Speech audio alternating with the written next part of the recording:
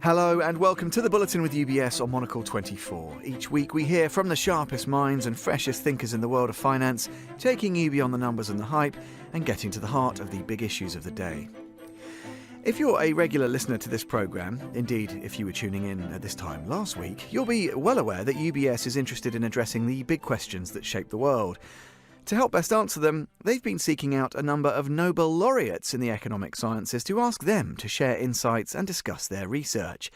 This week we're hearing from another such eminent mind, Finn Kydland, winner of the 2004 Nobel Prize for his work on the time consistency of economic policy and the driving forces behind business cycles.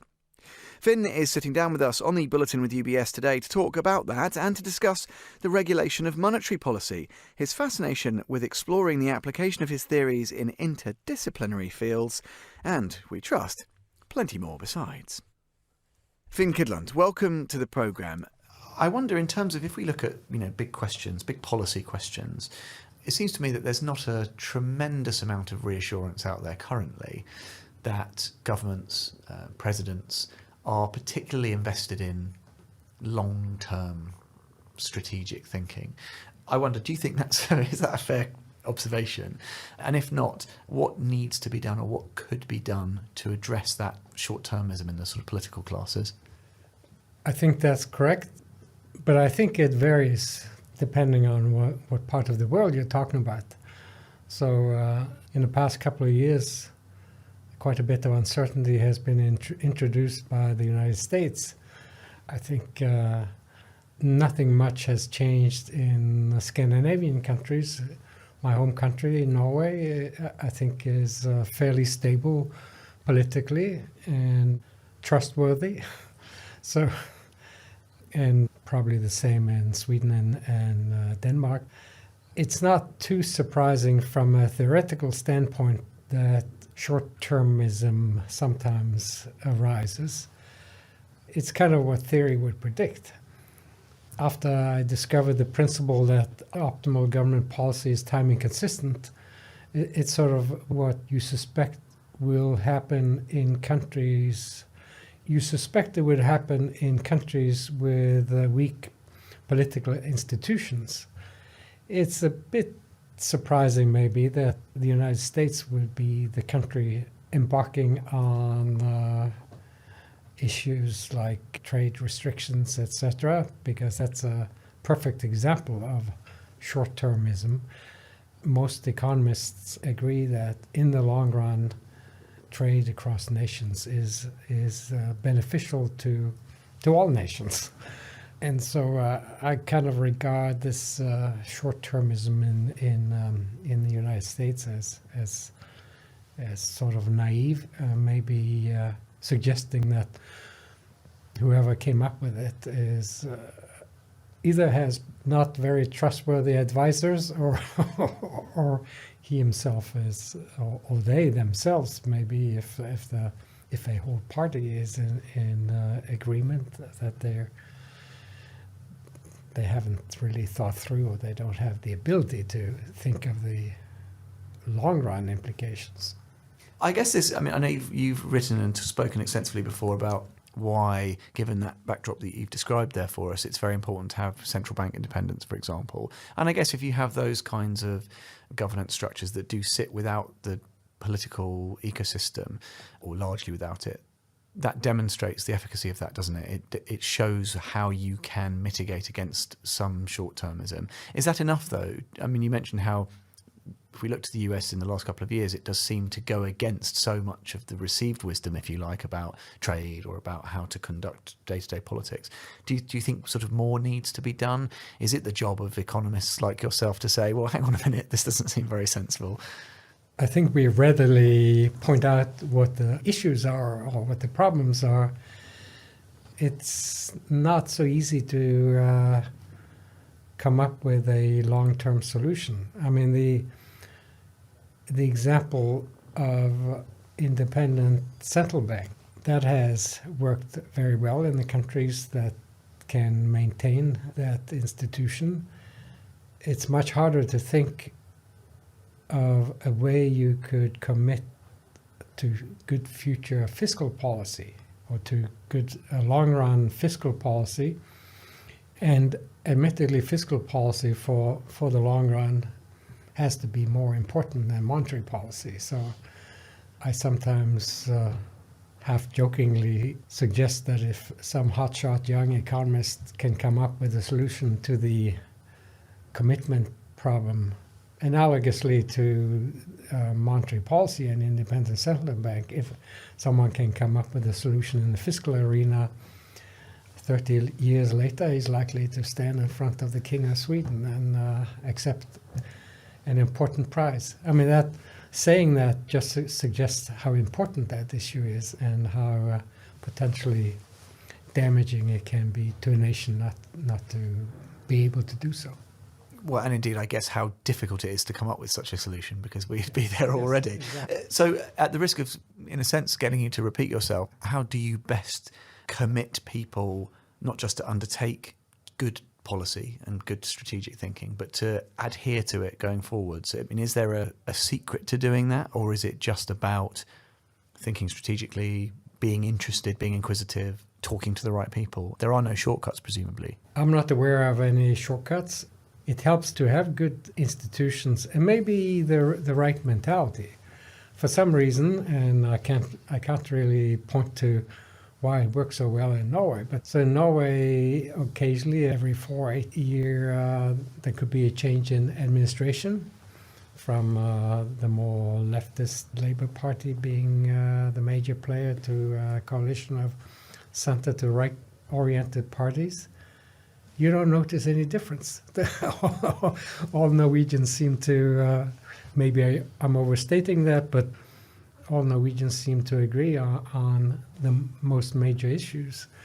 And that provides for a certain amount of trust and, more importantly, ability to predict the future, which is very important for long-run growth. The main private economy decisions that result in long-run growth, they have to do with activities, research and development of new products, new ways of making things.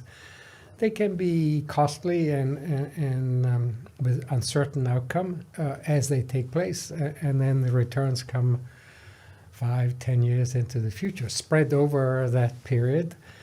Similarly, with building new productive capacity to take advantage of the new technologies. Also very costly activities with returns coming over a period of 10 or even sometimes more, if it's a big factory, into the future. But those future returns can be influenced very much by the government, by the tax environment, by the regulatory environment. And if these players, the investors, let's say, or the decision makers are worried about the possibility of policy in the future that will ruin their calculations, they're more likely to be hesitant to carry out those decisions. And so as a result, the nation as a whole will suffer in the sense of being poorer than their potential. And so this is clearly a problem, a bigger problem in some areas of the world, like Latin America is notorious. Many countries in Latin America are notorious for short-term policies, willy-nilly introducing trade restrictions or the central government interfering in the central bank's behavior, etc. One can even see differences across neighboring countries, like politically Chile seems to work significantly better than the neighbor Argentina. So one asks oneself, what's the secret? But there's no easy solution to my mind. Indeed. I wanted to ask you, Finn, just to change tack slightly about, I guess, a sort of interdisciplinary approach. And it was funny, I was talking with another Nobel Laureate, Michael Spence, recently, and he was talking about how if you're looking at creative and innovative solutions to these kind of very deep-rooted problems that you've already been talking about, the most interesting findings can happen where disciplines meet. And I know this is something you've talked about before, of course, and I think Am I right in thinking you described yourself once as an accidental economist almost? So given that, Yes. you seem the right man to ask. Why do you think that is? Is it because there's fresh insight, or there's a spark that comes when maybe two complementary or non-complementary disciplines sort of crash into each other? Why is that an important thing even for economists to think about? So I have been in environments inhabited by many disciplines most of my life, at the business school in Bergen, where I got my start, but also Carnegie Mellon University is maybe one of the foremost examples of the benefits of interdisciplinary work or interdisciplinary thinking.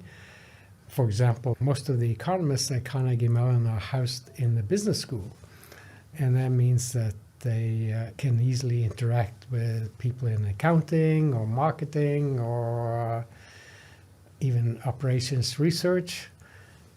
My first couple of papers were examples of operations research articles.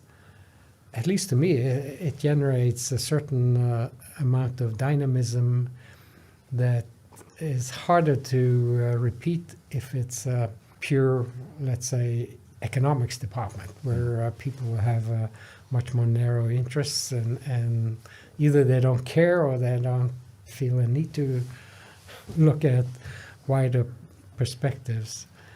In the past few years, I've had the opportunity to go to conferences attended by scientists from different areas. For example, before this trip, I just came back from a trip to China in Shanghai, where they managed to get 26 Nobel laureates together in one conference. 3 of them were economists, the others were from physics, chemistry, medicine, and so on. We were all expected to sit through everyone's talks, and it's very interesting. There's a similar conference that takes place in Vietnam every other year, and similarly very interesting.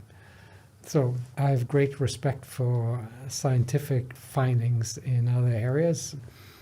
For example, if people from other fields say that worsening of the climate is a real danger, I take them seriously. Or if a laureate tells me that the antagonism towards GMOs is completely misplaced, there's no scientific basis for it, then this is actually a laureate who had 130 laureates or something like that sign on to the notion that GMOs, they're perfectly safe. He calls it a crime against humanity to ban them, which is the case in some areas of the world. The bottom line is that being in an environment where you can think about wider implications of in some cases, findings that you have come up with yourself, but you discover there are broader applications. The time inconsistency issue I see everywhere. Once you realize that problem, then it's a problem that especially becomes serious if we're talking about incentives to accumulate something over time. Accumulate physical capital, accumulate human capital, accumulate, say, government debt by government bonds, then the temptation will arise. Well, once it's been done, then if the government perceives some crisis, which seems to be easy for governments to do, and then they can turn around and try to surprise people by taxing them, or in the case of government bonds, this is what Latin American countries have done multiple times. You issue government debt at a fixed nominal interest rate, and then you run hyperinflation, and hyperinflation reduces the real value of that debt to virtually zero. I mean, that's one would assume that you cannot do that over and over again, because people learn and they realize this is a possibility, and once you lose your credibility, it's hard to rebuild it, and that's a problem, for example, for Argentina these days. There's a new administration run by Macri. He took over from Cristina Kirchner Fernandez. Cristina was clearly a very short-term oriented person, and Macri is trying to institute more reasonable policies, but because of that checkered past, it's very difficult to suddenly turn around and try to do something reasonable for the long run. For one thing, voters have to have the patience to wait for the good outcomes that will not come in a month or two. And voters often not the most patient bunch. Right. I want to ask you, Finn, a complete change of tack.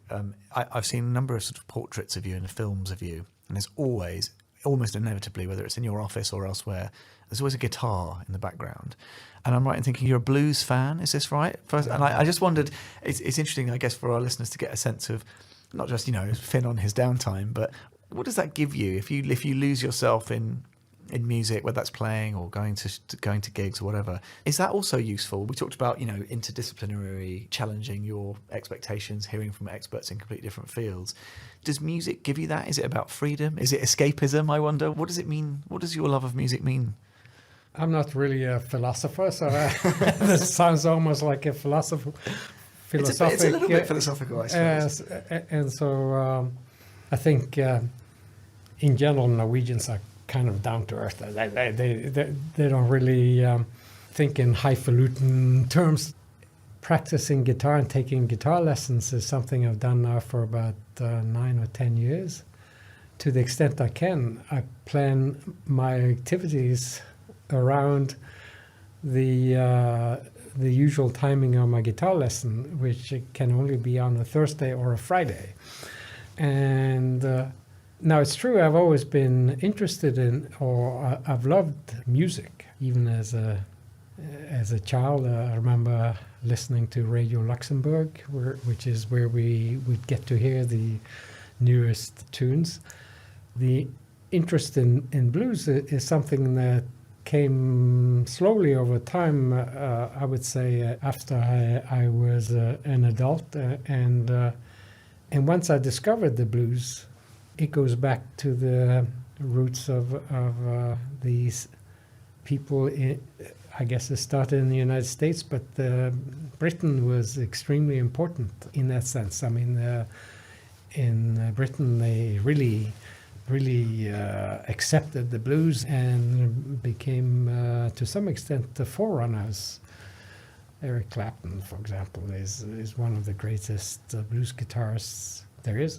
Now, I'm kind of selective. I do think the guitar is king of all instruments. So I don't care so much for blues with horns. There's got to be a guitar or two, even better. And I've collected a few guitars, a couple because they're just great guitars, and purely acoustic, in 1940 0018 Martin, and a 1952 Gibson ES350, which can be plugged in. I mean, it can be played acoustically, but it can also be plugged in. Then I have 2 or 3 others that are very good, and then I have some medium quality that I happened to buy because I was in some location for long enough that I can't be away for that long without the guitar. So I was in Seoul, Korea for 4 weeks, and I bought a guitar there that I then brought home, and then that's the guitar I